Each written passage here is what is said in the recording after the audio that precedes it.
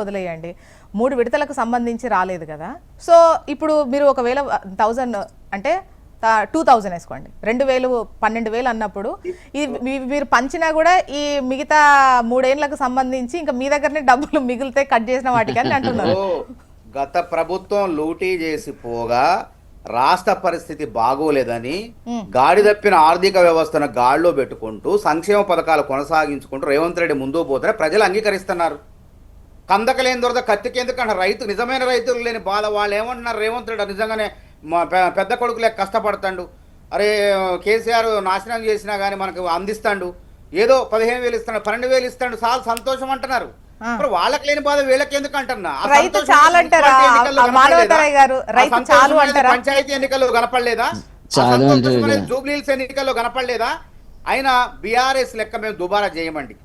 ఇలా ఎవరైతే వ్యవసాయం చేస్తున్నారో 1.5 లక్షల ఎకరాలకు ఇలా వ్యవసాయం చేసే భూములకు మాత్రం అది 20 ఎకరాల, 15 ఎకరాల, 30 ఎకరాల, 50 ఎకరాల ఆ భూములకు మేము దాదాపు 9,000 కోట్లు 70 లక్షల మంది రైతుల ఖాతాల్లో 3 విడతల్లో రైతు భరోసా వేస్తున్నాం. రైతులంతా సంతోషంగా ఉన్నారు. సరే కోతలు అప్పుడు ఇస్తున్నామా లేకుంటే నాట్లు అప్పుడు ఇస్తున్నామా, రైతుకు అనేది సకాలంలో అందించే ఏర్పాట్లు చేస్తున్నాం. బరాబర్ 22వ తారీఖున రైతు భరోసాను వాళ్ళ రైతుల ఖాతాల్లో వేసి ప్రతిపక్షాల నోళ్లకు తాళలు ఇస్తాం. మరి బీఆర్ఎస్ కింద నలుపు చూసుకోవట్లే, గురువింద కింద లెక్క మాట్లాడుతున్నారు వాళ్ళు.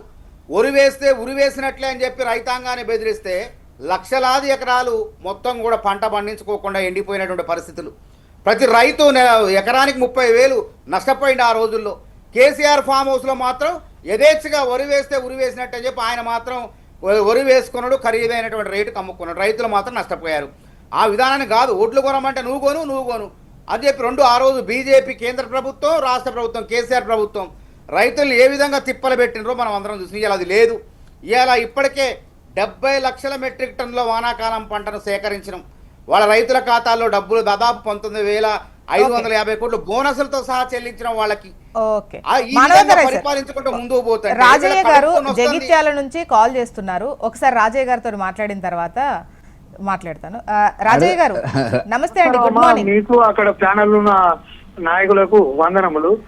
అయితే మనకు ఈ రైతు బంధు, రైతు భరోసా ఇవన్నీ కాకుండా మనకు ఈ స్వామినాథన్ గారి సిఫార్సులను ఏ పార్టీ అయితే ఇంప్లిమెంటేషన్ చేస్తుందో రైతులకు అది బాగా అవుతుంది. రెండవది రైతు పరిస్థితి ఎంత అంటే రోడ్ల మీద వడ్లను కుప్పలుగా పోస్తుంటే వర్షానికి తడిసి ఇది అవుతుంది. కాబట్టి దయచేసి ఈ బడ్జెట్లు కేటాయించులు ఇవన్నీ చేయకుండా ఈ రైతుకు కనీస మద్దతు ధర ప్రకటించవలసిందిగా పార్టీలకు అతీతంగా ప్రార్థిస్తూ అడుగుతున్నాను. ఓకే, థ్యాంక్ యూ రాజయ్య గారు. మానవతరాయ్ గారు, స్వామినాథన్ కమిషన్ సిఫార్సులను అసలు వరికి ఉన్నటువంటి 1000 రూపాయలు దాన్ని అమాంతం పెంచిందే కాంగ్రెస్ ప్రభుత్వాలు. కాంగ్రెస్ ప్రభుత్వాలే రైతు రుణమాఫీ చేసిందే కాంగ్రెస్ ప్రభుత్వాలు. రైతు అన్నదాతకు ఇంత అన్నం పెట్టిందే కాంగ్రెస్ ప్రభుత్వాలు. అసలు రుణమాఫీ చేస్తారంటే ఆ రోజులు నవ్వారు బీజేపీ వాళ్ళు, అన్ని కమ్యూనిస్టులు సైతం అది ఎట్లా సాధ్యం అన్నారు. కానీ సోనియా గాంధీ గారు దేశవ్యాప్తంగా 70,000 కోట్లు, ఉమ్మడి రాష్ట్రంలో 14,000 కోట్లు రుణమాఫీ చేసి ఇది చేయొచ్చు అని చెప్పి నిరూపించడం. అదేవిధంగా ఈరోజు మన యొక్క 2 సంవత్సరాల 3 నెలల పరిపాలనలో 1,10,000 కోట్ల రూపాయలు అన్నదాతలకు రైతు భరోసా రూపంలో, రైతు రుణమాఫీ రూపంలో, తర్వాత ఉచిత విద్యుత్ రూపంలో, అనేక రకాల సంక్షేమ పథకాల రూపంలో ఖర్చు పెట్టినాం. బీఆర్ఎస్ ప్రభుత్వం నిజంగా ఆ రోజు రైతు రుణమాఫీ 1,00,000 రూపాయలు రుణమాఫీ చేయలేక మిత్తి మాఫీ చేసింది, చేతులు దులుపుకున్నది. నిజంగా రైతుల పొట్టగొట్టింది, రైతులకు ద్రోహం చేసింది బీఆర్ఎస్ ప్రభుత్వం.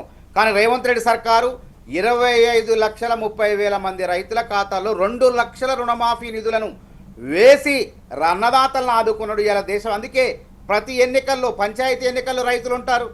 నిరాజనాలు పలికారు కాంగ్రెస్ ప్రభుత్వానికి, రేవంత్ రెడ్డి పరిపాలనకు.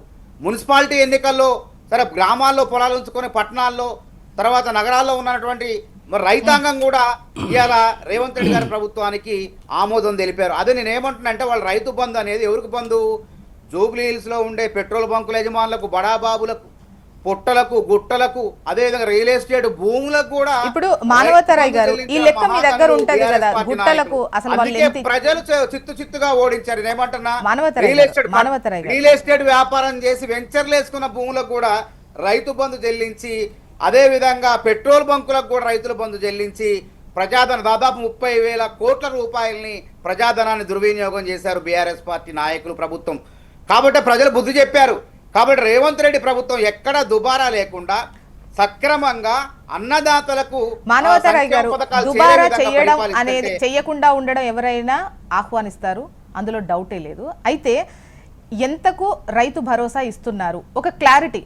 మీరు 3 ఎకరాలకు ఇస్తున్నారా, 5 ఎకరాలకు ఇస్తున్నారా, లేదు లేదు మేము స్పష్టంగా మేము ఒకటే- పంట పండించే భూముల యోగ్యమైన భూములు అన్నింటికీ ఎవరు తప్పు ఇస్తున్నారా, వెంకటరెడ్డి గారు, నన్ను చెప్పండి, మనకు అధికారికంగా అర్థమైపోయింది, అనౌన్స్మెంట్ ప్రశ్న లేదు. ఇప్పుడు 70 లక్షల మంది రైతులు ఉన్నారు, చిన్నకారు రైతులు. అదే విధంగా 1.5 కోట్ల ఎకరాల భూమి సాగు చేసే భూములకు ఇస్తున్నాం అంటే అందరికి ఇచ్చినట్లే కదా. అంటే వాళ్ళ లెక్క పెట్రోల్ బంకులకి ఇవ్వమంటారా మీరు? ఇప్పుడు వ్యవసాయం వాళ్ళు చేయని భూములకు ఎంత కూడా అన్యాయం రైతు ఇచ్చారు, భరోసా లేకపోతే ఇవ్వమంటారా? ఆ లెక్క చెప్పండి, మీ ఎంత దగ్గర దారుణం ఉంటే అంటే పెట్టండి ప్రజాధనాన్ని public domain లో. దుర్వినియోగం ఎంతమందికి కాంగ్రెస్ వాళ్ళు అన్యాయం ప్రభుత్వం ఇచ్చారు, చేయదు. ఈ వెంచర్లకు ఇచ్చారు, వ్యవసాయోగ్యమైనటువంటి గుట్టలకు భూమి 1.5 లక్షలు ఉన్నది. 1.5 ఎకరాలకు మేము రైతు భరోసా ఇస్తాను. ఎవరికి ఎగ్గొడతాను? అది 20 ఎకరాల 30 ఎకరాల వ్యవసాయం ఎవరు చేస్తే వాళ్ళ ఖాతాల్లో రైతు భరోసా వేస్తున్నాం. రైతులు లేని బాధ మీకెందుకు అంటున్నా? అంటే వాళ్ళ లెక్క మేము మానవతరాయ్ గారు ఎట్లా చెప్తారు రైతులు లేరు, ఇంత బాధ అని? తీసుకుంటా, ఒక్క నిమిషం. మేము మాత్రం రైతు భరోసా ఓకే, ఇవ్వము. డన్. ఎవరైతే వ్యవసాయం చేస్తున్నారో వ్యవసాయం చేసే ప్రతి రైతు 50 ఎకరాలు ఓకే. కానివ్వండి, 100 ఎకరాలు ఓకే. కానివ్వండి, 20 మానవతరాయ్ ఎకరాలు గారు, మళ్ళీ కానివ్వండి, మీ వాయిస్ తీసుకుంటాను, మళ్ళీ మీ వాయిస్ తీసుకుంటాను. విజయ్